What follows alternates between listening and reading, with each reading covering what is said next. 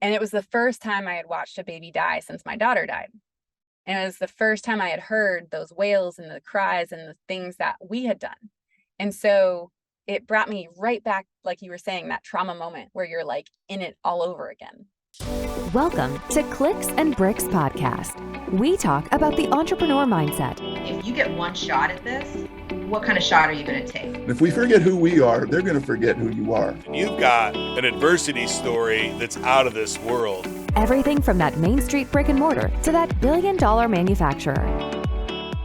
It is so important. And unfortunately, living in denial, I guess, or not present, whatever that is comfortable. There's no pain there. You can do it for very long periods of time. But when you do check in, and I think this is where a lot of the violence in our world comes from, right? Mm-hmm. On all sides of the fence, it's a horrible thing. But if we can help each other repair ourselves and give each other time to do that, it's really important.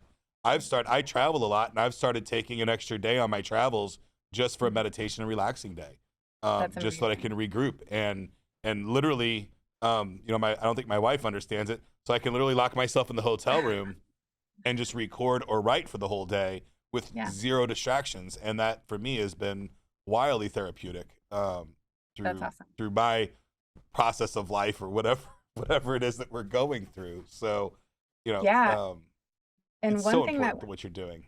Absolutely. And one thing that we teach, so we on March 6th of 2020, which is like perfect timing to launch an in-person thing, we launched our corporate care program, which was a workshop for leaders in the workplace to help train grief and empathy at work.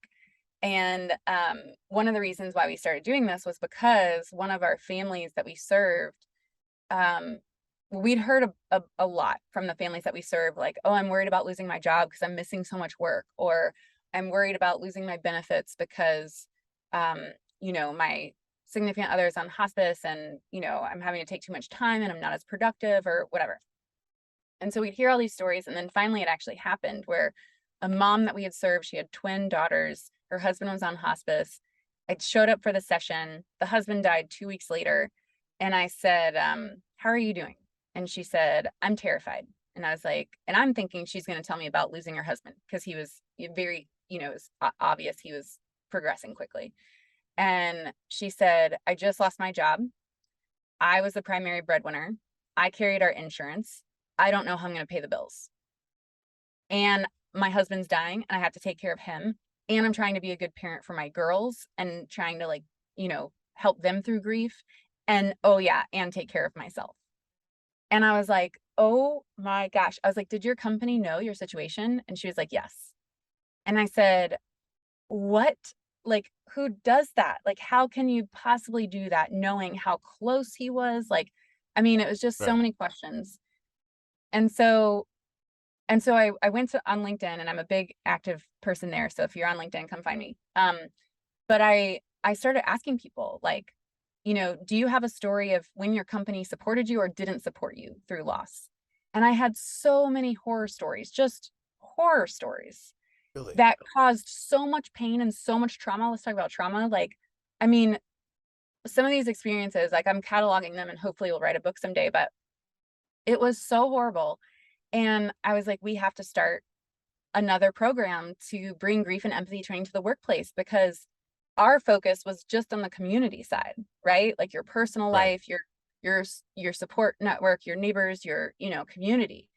But if people are spending over half of their day at work and they're not supported at work, then our efforts are being undermined.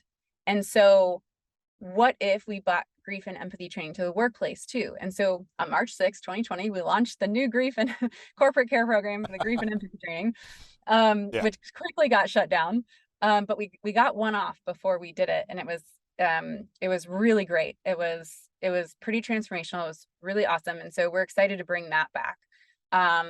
But yeah, it's like, we need to be supported in all areas of life, like we need to have bosses who understand, like if you had a boss to say, oh yeah, take the extra day, You just did a Right. whole bunch of work. Take as You much time as traveled a you bunch. need.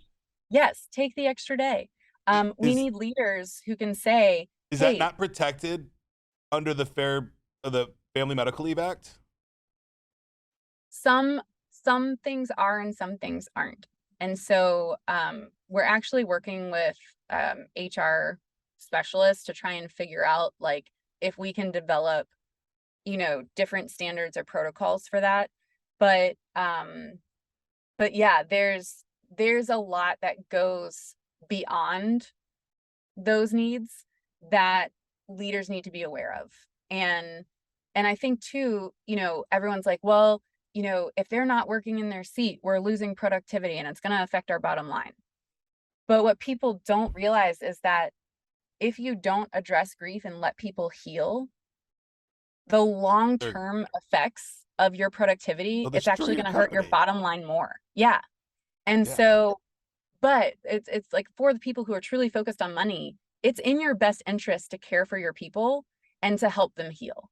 And so, and I think that's where, again, our society for so long has been, especially in the corporate world, like emotions stay at home, keep personal and professional life separate, Right. and corporate life is not for personal stuff. But you're like, we're all humans. Like we're all humans in this world and we're all interacting with people.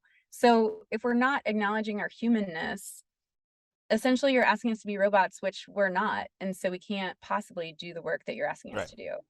And I think too, like just recently since the pandemic, since we've had so many traumatic events in our world, now more than ever, I think our leaders need to make space for people to feel and process and then acknowledge that like this probably will affect your productivity. And if you need to take a half day, or if you need to go home and hug your kids after watching a whole bunch of kids get shot up, like I get it, Yeah. and that's Or okay. take a Like month nothing, off.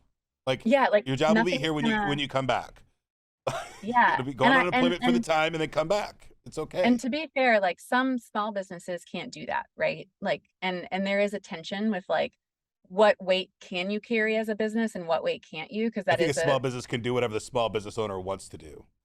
yes, but I think like I was in that position where I gave one of my employees a really long time off, but and it was paid time off. And then it Oh. almost broke me where it was like, Yeah. okay, well, we can't actually afford to do anymore. You And can't now, always pay them, right? right, But right, you right. can give them the time and give them a safe place to come back to, Absolutely, absolutely. And essentially. so, yeah, and I think too, just like, again, just that awareness, like, and as a leader, you have to be healed and you have to be operating from your prefrontal cortex in order to take care of people. So if you're in your amygdala, you're focused on your own survival. And so you're not going to take care of your team because you're focused on you. And so that's Right. again where like this healing is so critical in the way that we operate in the world.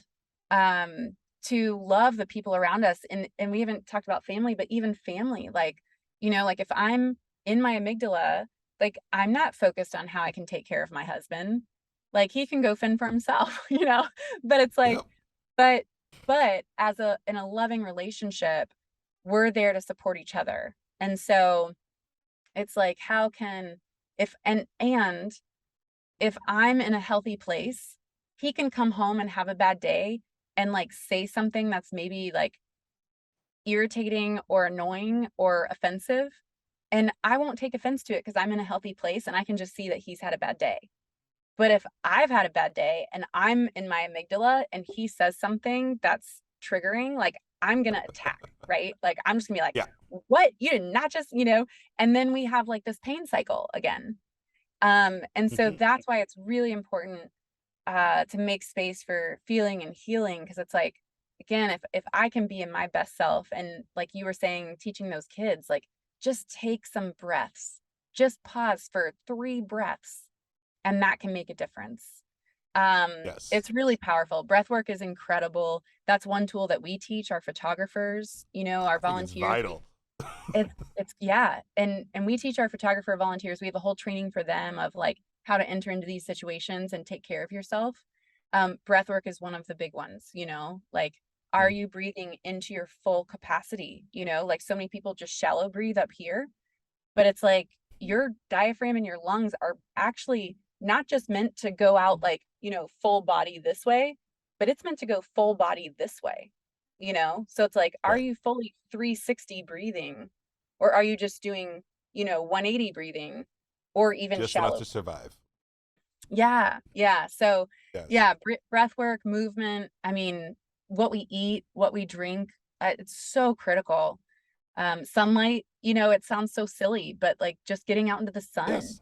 like that is amazing. It's like there's so many things that in our world we just don't do because our lifestyle and how we operate in the world, like, sitting in an office for 8 hours.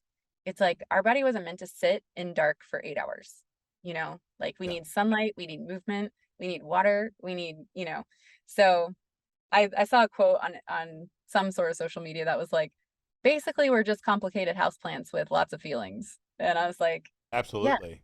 yes. Okay, I have two questions. The first one is not really business related and it's selfish, but Great. I think the whole world can get something from it.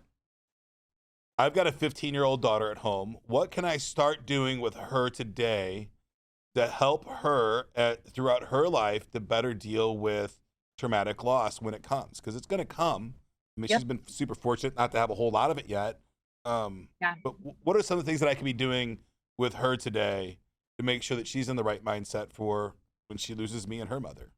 hmm Yeah. I mean, I think that's a great question. And there are things you can do at any age. Like one of our employees is an amazing mother, and she has two kids, but one of them is 3, and she's already starting with him of just like, tell me what you're feeling. How are you feeling? What do you want to say about that? What do you think it's teaching you? Like, okay, if you're feeling angry, why are you feeling angry? What is that telling you?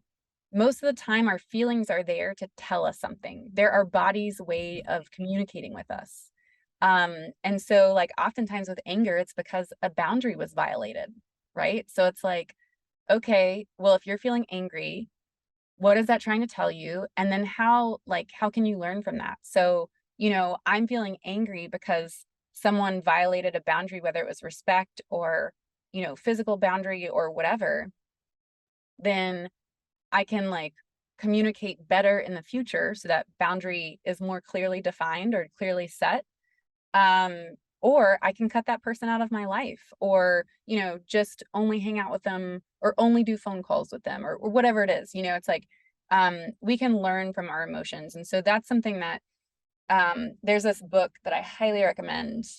It's called Permission to Feel. And Okay. one of the things that he talks about is he did a study on how many emotions people could name. And the average was 3: happy, angry, sad. And as a kid, if you think about it, we had the charts growing up where it was like smiley face, sad face, and then like just okay Right. face, And so it's like, how are you feeling? It was so limited. But as humans, we have so many emotions, like tons, but we can't name them. And when we can't name them, we feel frustrated because it's like, toddlers, when they are trying to communicate and they can't, it's like a meltdown ensues, right? That's how we are inside. Our bodies are trying to tell us like, hey, you're feeling um anxious. And if we can't name that, then it's like this tantrum ensues where it's like, oh, Right. you're not actually hearing me. So I think the biggest thing for especially teenage girls, like, come on, like I being able to identify those feelings is so important. It will help her now. It will help your whole household now. um, and so it's like if you can identify the feelings, like teach her feelings, like have her read the book. Um, but if you can have her learn the feelings and learn how to identify them, what they're teaching, and just being more aware, like the self-awareness is key. And then asking, Yes. one thing that we teach our photographers and in the corporate world is like asking the question, what does my body need in this moment? And then how can I love myself better? And those two questions can be really transformational because you're actually giving your chance, or you're actually giving your body a chance to respond if you listen. And like really sit still and just listen. Like when I went through and I'll have a short story for you if that's okay, if we have time. Absolutely. Okay. We had a family request a session, and a NICU nurse called me and said, "Hey, we have this family, the baby's not going to make it. Would you come take pictures?" And I said, "Sure." And so I go to the hospital, and I go to start taking pictures, and the mom, I didn't realize, couldn't speak a lot of English, and she comes running and says, "No, no, no, no, no, no, no." And I was like, "What?" And I'm like, "I'm so sorry. I'm so sorry." And I went to find the nurse, and I was like, "What happened? You asked me to come take pictures. Mom saying no." She's like, "Oh, I'm so sorry. I didn't tell you. She doesn't want any of the tubes or wires on." And I was like, "Oh, okay." Like, that would have been really, really critical to communicate to me beforehand, because now I'm gonna get like, that is life support. And I'm about to have to Right. watch this baby die, and I was not prepared to watch this baby die. And so but I was like, I can't leave because I already told this family I would do it. Right. So I was like really in a tight spot. And I was like, okay, like this is one where I'm just gonna have to sacrifice myself to serve this family. And afterwards, so watched, they took the tubes and wires off, took moments where the family was really happy at first because they were like, "Oh my gosh, like he's without tubes and wires. It's so beautiful." And then like within minutes, it was like completely opposite, like wailing, grieving. And it was the first time I had watched a baby die since my daughter died.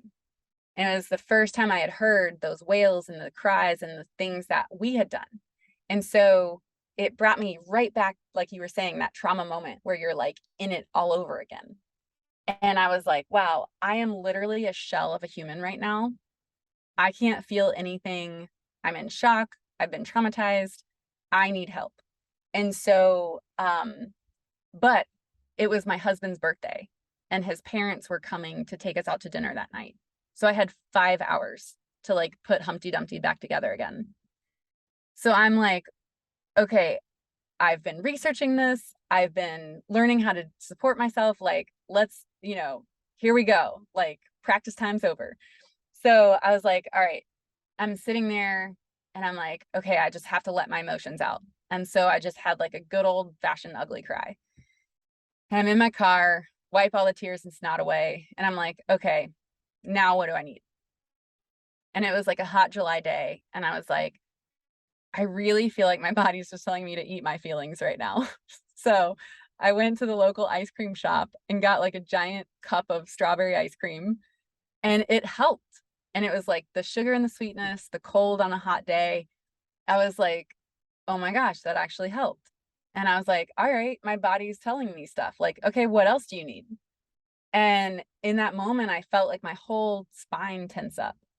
And I was like, okay. I was like, I have the means to go get a massage right now. So let me call around and see if I can get squeezed in anywhere.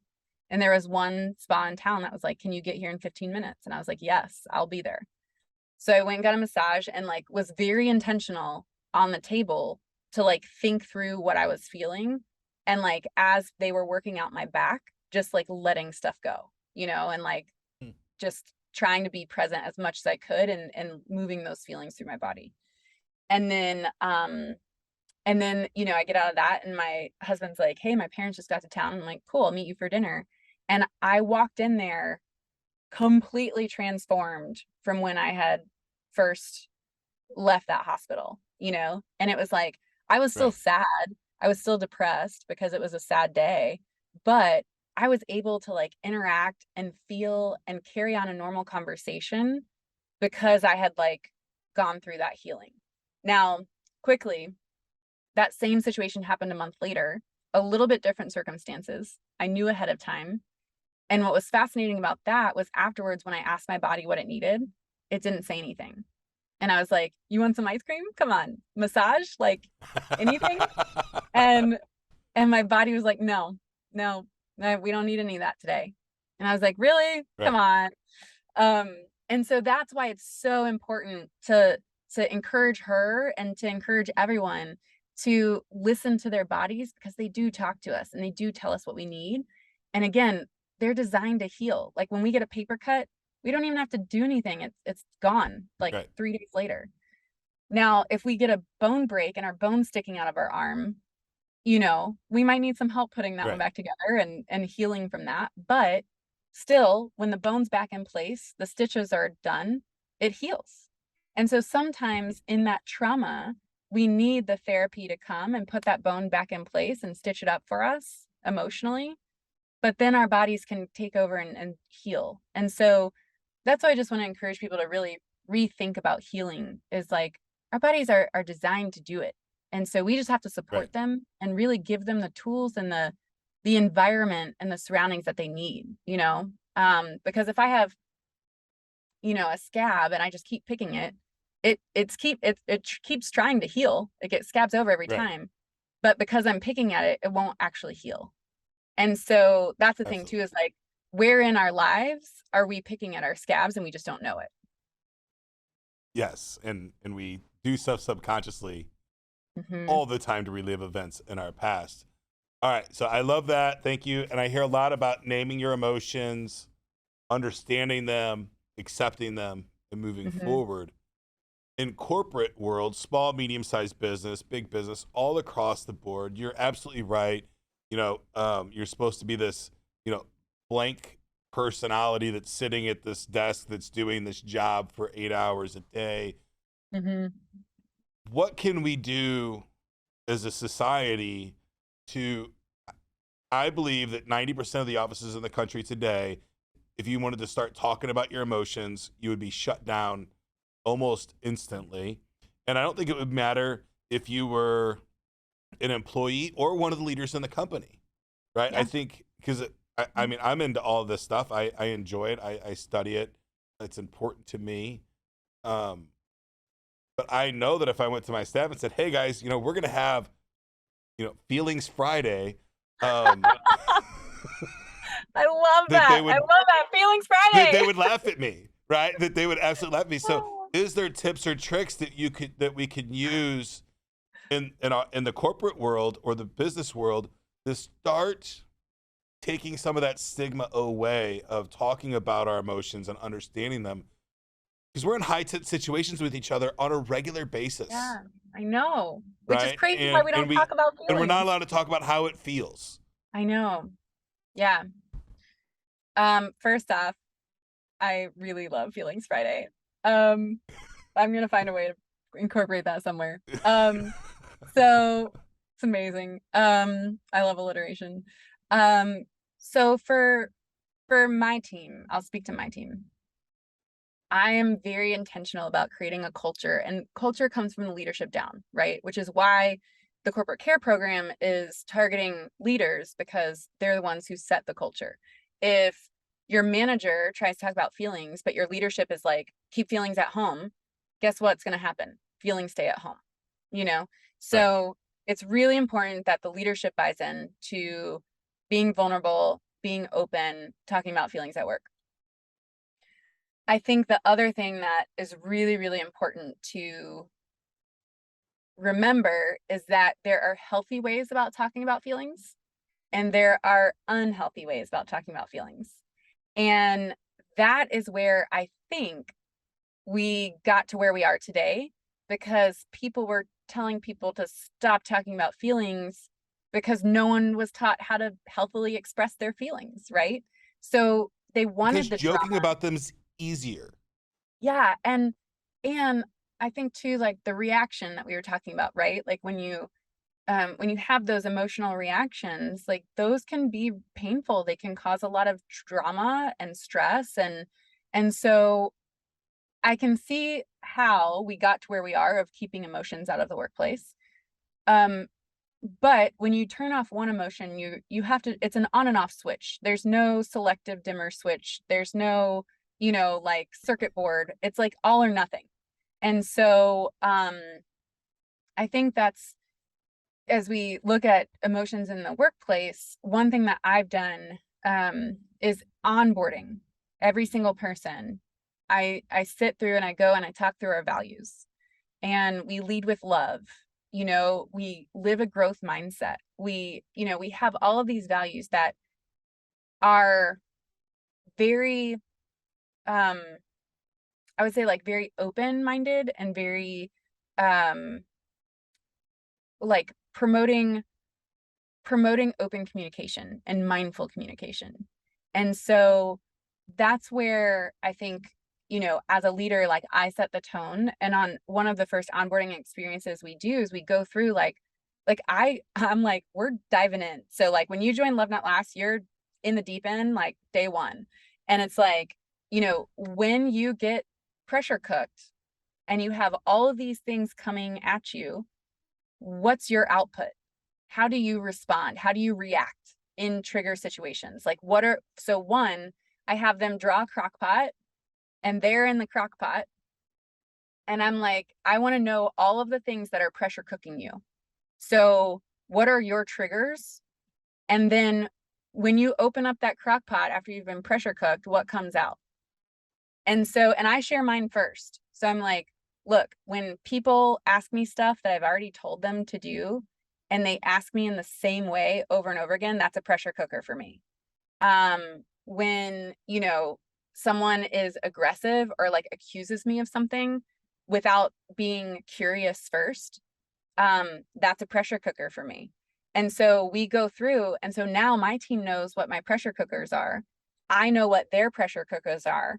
And then we go through and we say, okay, now if you see me snapping at someone, it's not because I'm angry with them or whatever, it's because I've been pressure cooked, And so that doesn't excuse it, but you can call me out and say, Ashley, like your crock pot's showing, like Right.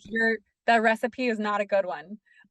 So how can we how can we get back to that? And the same with my staff. It's like, okay, like I'm seeing that you're reacting a little bit. And so in this moment, like, let's stop, everyone stop, like everyone take deep breaths. And then we can have a private one-on-one later. That's like, okay, so Right. tell me what happened. Walk me through what was leading up to the event. And oftentimes it's not even about work. It's like, well, my husband did this, and my kids have been home from school because of COVID for 2 weeks and I don't have any help. And well, and so it's like, okay, how can we support you at home? How can we support you getting rest at work? Do we need to take some of your load off and disperse it amongst the team? Can we, but the key again goes back to leadership, because I'm in tune with all of my employees to Right. know what's going on. Like I have weekly one-on-one check-ins with my team every single week, and Wow. it's their time. And it's like, what are you grateful for? What's a win that we can celebrate together? And the rest of your time is yours to talk about whatever you want to talk about, personal or work. And so, yeah. And as we grow, like I want my entire management team to be doing that with their reports, their direct reports. And so it really does create that safety and that space to talk through things that are going on in your life. Because again, it's like the knowing, right? When you can love someone when you really know them. You can try to love someone when you don't know them, but you're going to be making a lot of assumptions. And so loving them requires knowing. And so when we know our teams, like when I know that my employee is pregnant and she has a toddler at home, I can have way more grace for her if she's late to a meeting than like just being like, oh, you're lazy. I can't believe you're late again, Right. And it's like, when we know what's going on in our lives, we can have so much more grace and understanding and empathy. And I think that's another key to the emotions at work, right? Is just knowing and holding space for people going through tough times. So yeah, I mean, it's a lot, it's hard, it's challenging. It takes so much effort on the leadership part, which is why I think a lot of people don't do it, because it's hard and it's time consuming. But I think in the Yes. long run, you get so much more out of it, and you have such more like healthy and innovative and productive teams. Like, I mean, my team members are ready to jump in and help anyone who's going through a tough time on our team. And so, and that goes too for even just little things. Like I had one team member who was struggling to set up something to automate a task, and my other team member who just started was like, oh, let's have a meeting, I can help you do that, I just did that for me. And so we're all in Right. this understanding that the goal, why we are all working here, and again, it's kind of like that purpose, is like we're here to help people heal. And not every company is going to have that purpose, right? Like some companies are like, no, we're Right. here to make money. And that's fine. But when everyone is aligned with that purpose, and you have a leader who's good at casting that vision and supporting the team, like people are going to feel safe. And that was the other core thing about trauma, is when you go through trauma, you have to feel safe for you to heal. And if you don't feel safe, you cannot heal. And so I think it's really important for leaders to create, and parents to create, a place of safety at home and at work, to really create a place where people can heal. And so that's something I would go back, like going back to your daughters, like creating a safe space for her to be home and like share whatever she needs to share. Yes. Is huge. Absolutely. I think it's very, very important stuff. Thank you so much. Yeah. For all of your information today and everything that you're doing for the world.